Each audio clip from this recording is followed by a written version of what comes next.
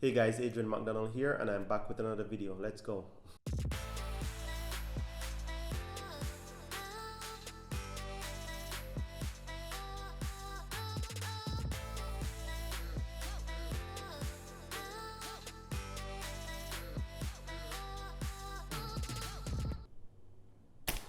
Ooh, that had a sting to it.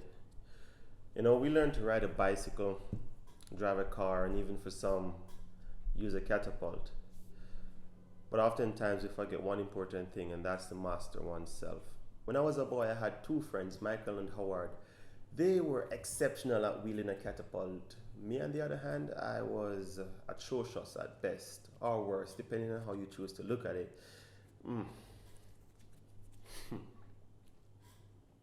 Mm.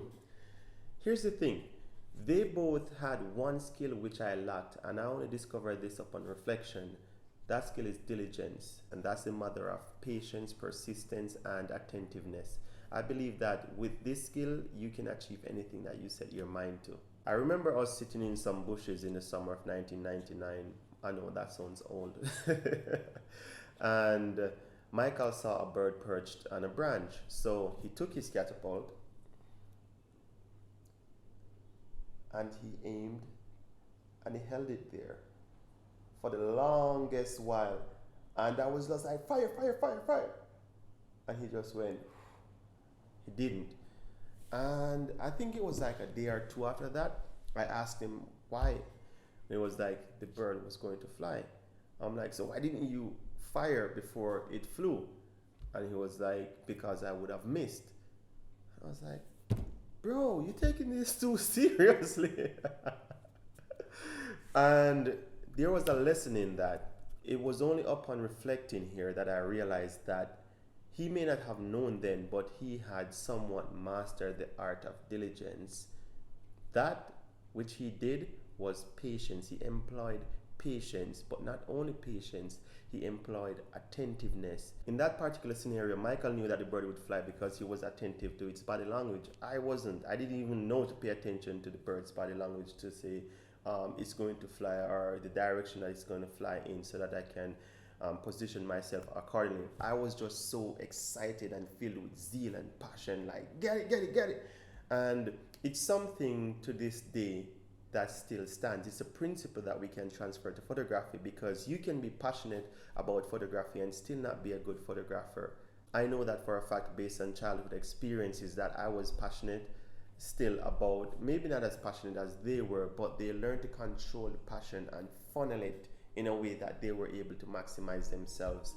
And in some capacity, there are so many things that there's an art to it, and I believe that's one such scenario or case, and such is the same for photography. There is an art to it. It is art, and we have to learn to employ the necessary skills and subsets in order to become the best we can be in that particular field, in this particular field.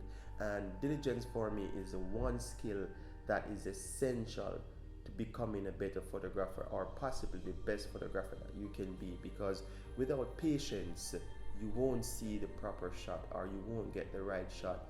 Without persistence you'll give up too easily, and without attentiveness you'll miss the details that make a shot the shot. Thank you guys so much, and I'll see you next week. For every undertaking there is an outcome, and diligence is a constant and earnest effort to accomplish such. Be persistent in your art, but meet failure with grace. Be patient with the process, your process, so you may grow out of your weaknesses and into your strength. Be attentive to the details at hand, and reality will acknowledge your vision. Those are the principles of diligence. Master them, and you'll master your art. The artist that seeks to perfect his art must first sharpen his tools. Some say diligence is the mother of luck, but I believe it is the mother of three kids that play with luck: persistence, patience, and attentiveness.